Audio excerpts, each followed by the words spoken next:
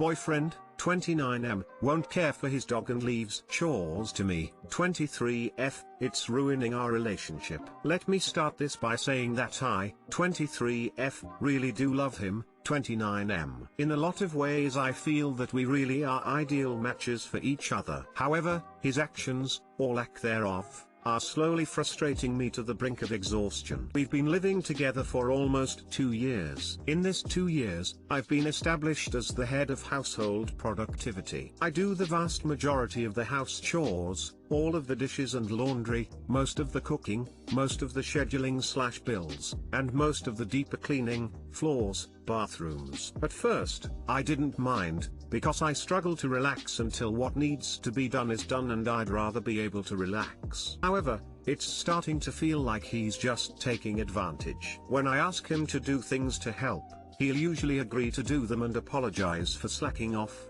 but then continue to put it off until I get frustrated and just do it myself. His favorite pastimes are drinking beer, watching TV, and playing video games, and it's starting to drive me insane watching him relax with a drink while I'm cleaning the house. Still, I'm able to get over this issue with house chores because I feel that all of them should be at least partially my responsibility since I use what I'm cleaning and eat what I cook. What's really getting to me the most is his lack of responsibility over his dog. He has a higher energy breed but cannot get the motivation to properly care for it. For this dog to be well exercised, it really requires at least a 30-minute walk every day. He walks the dog 1 to 2 times a month. Most days, if he exercises the dog at all, he'll toss a tennis ball in our apartment for 10 to 15 minutes, which isn't enough for her. The dog is terribly behaved, barks, growls, nips, paces when it is not exercised, and I do feel bad for it even though I'm really not a dog person. So, I walk it when I can. Still,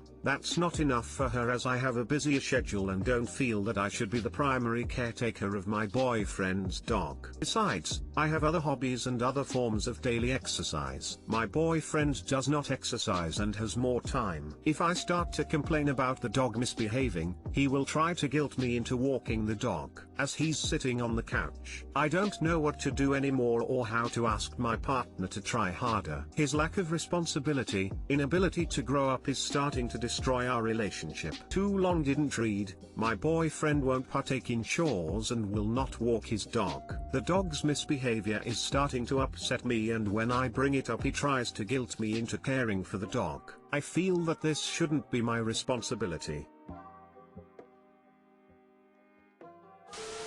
In a lot of ways I feel that we really are ideal matches for each other. However, his actions, or lack thereof, are slowly frustrating me to the brink of exhaustion. The reality of dating is that we reject people with who we get along with well in some ways, and really don't in other ways. Divorce yourself from the notion that we only break up with people we 100% don't like.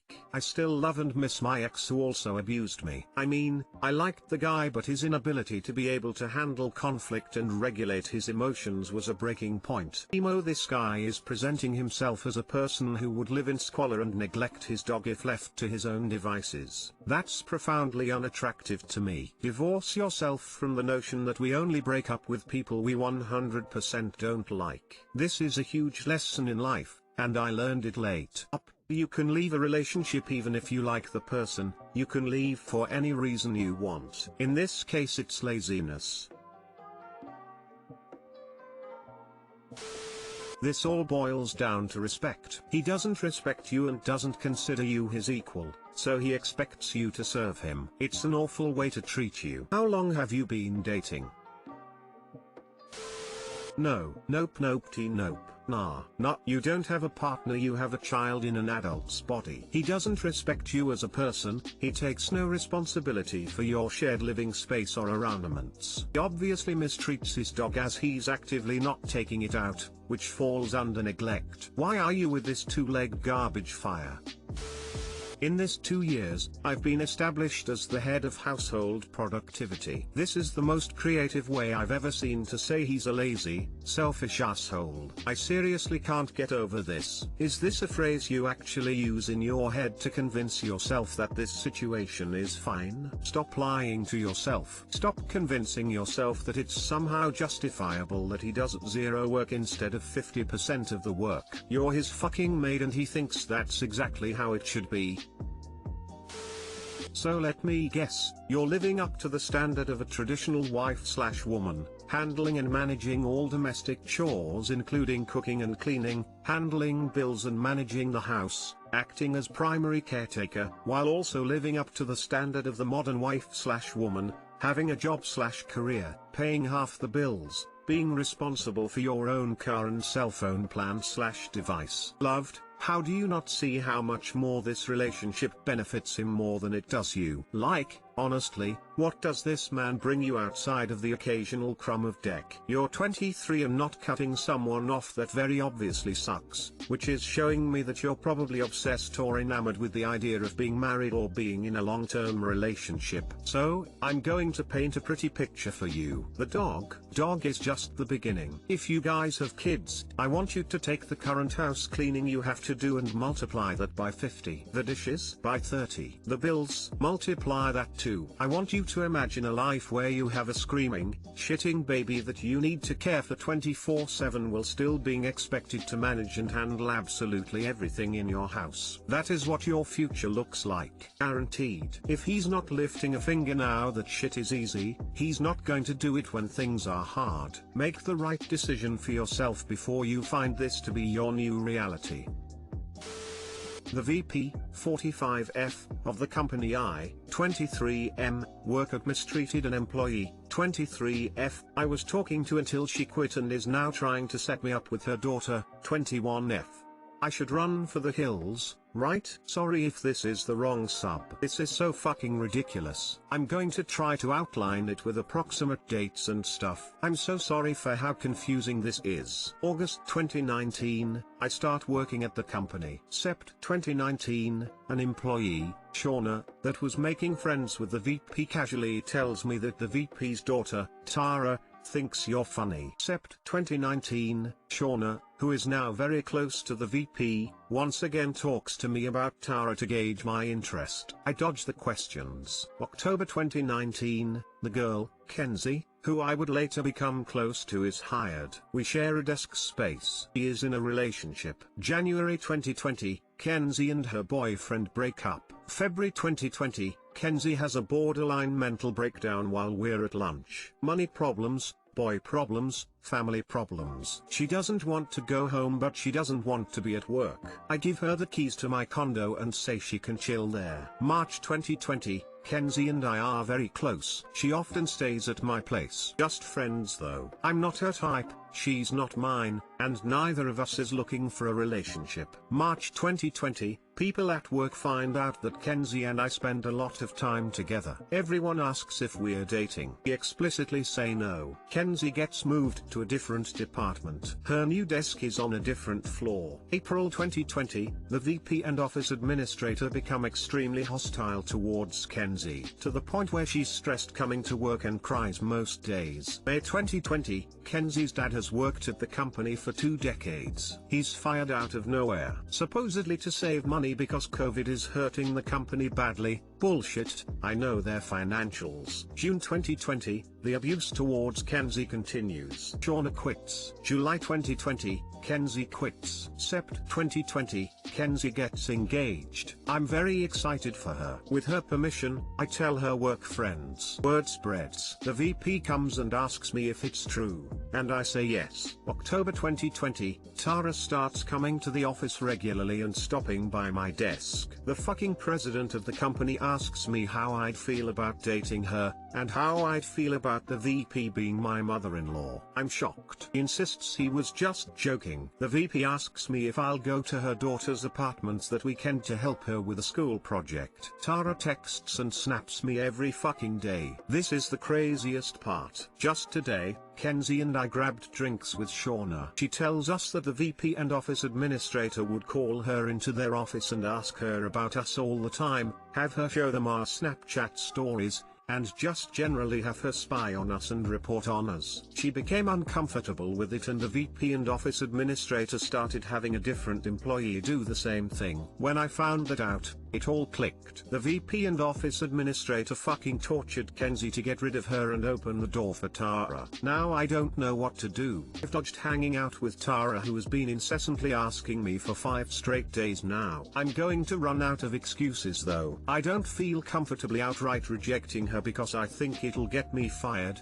and I'm making a lot of money and rather not go anywhere. Should I go to HR about this? What if they go to the VP and warn her? I know, wouldn't shock me. Should I confront the VP directly? Does anyone have a fucking clue how I can escape this fucking McCarthy communist paranoia mind game? Elementary school drama and gossip club? Too long didn't read. The VP of the company I work for abused an employee I was close to until she left so that the VP's daughter wouldn't have to compete with her for me, even though that wasn't the case to begin with. She accomplished this through a whole lot of manipulation and control. It's fucking weird.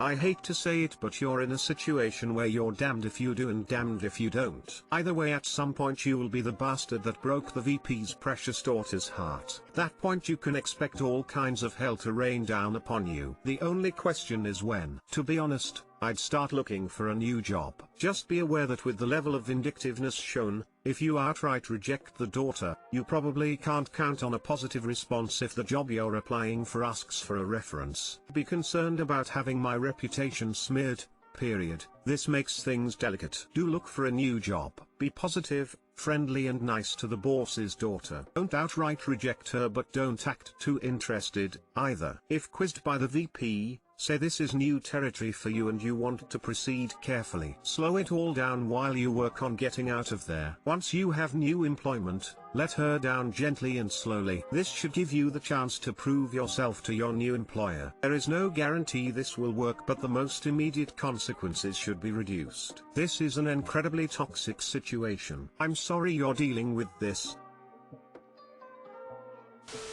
Figure out what Tara's deal breakers are, and be one of those things. She wants kids, or child-free/sterile. She wants to have a nice house in the suburbs. You want to go live in a developing country and dig wells. She's a committed Christian, or an atheist. She wants to jump your bones. Be incredibly bad at sex. What's a clitoris? Be incredibly bad at sex. Start casually quoting DJ Khaled's opinions about oral sex.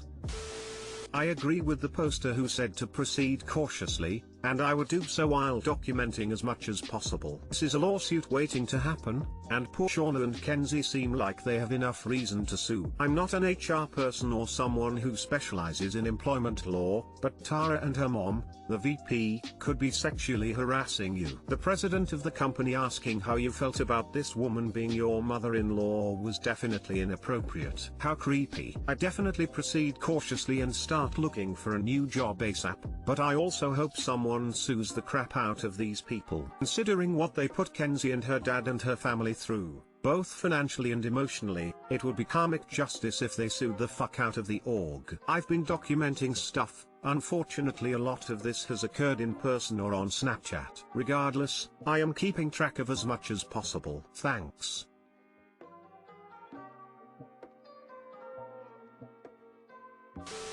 Tell them that you're gay. I'm partially joking, but also, seems like not a bad way to let Tara down without making it about her and also keeping your job. You should definitely get a new job though.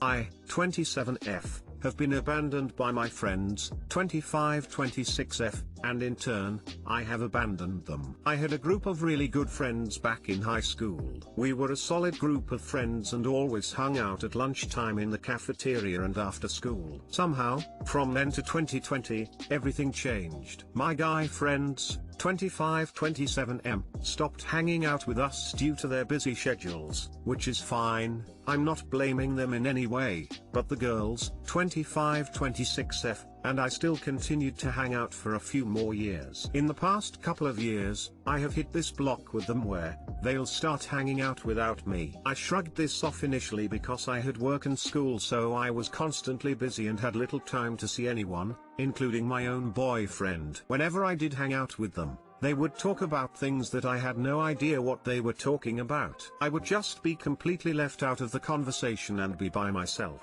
One memory that is vividly clear to me, and will always stick with me, is when I went to a restaurant near my old university to meet up with them. They came 30 to 45 minutes later than the actual time we agreed to meet. It was an annoying habit of theirs that they never wanted to kick. Throughout their dinner, I was sitting with them, but they never involved me in their conversation. I would just be there, not talking, and just completely silent. I once created a group chat on Facebook. They for some reason did not want to get WhatsApp or Telegram for no stupid reason, and I hate Messenger, and they kept making plans within that group chat without even including me in them, even though I was in that group chat, actively trying to talk to them. After weeks of contemplating, I deleted the group chat without really warning them. Now, with the pandemic going on, I have not received any messages from them at all. They tried inviting me to an escape room when the economy started to open back up, but I declined after reminding them that I am someone who is in the higher risk category of catching COVID, and they know about this health condition, but I guess they forgot for whatever reason. In this year alone, I've come to realize what kind of friends they really have been to me. The lack of communication on their part, I've tried to send a text to them a few times with little to no response, isn't completely surprising to me, but it does disappoint me to see that they would, without a doubt, throw away 9 years of friendship with me. I've unfollowed them on IG and removed them from my following list. Am I in the wrong for abandoning them and breaking off my friendships with them even though they basically did the same thing to me initially? Too long didn't read. 9 years of friendship with a group of 5 girls. Haven't really had an actual conversation with each of them in the past 3 years, despite hangouts. Never felt more alone.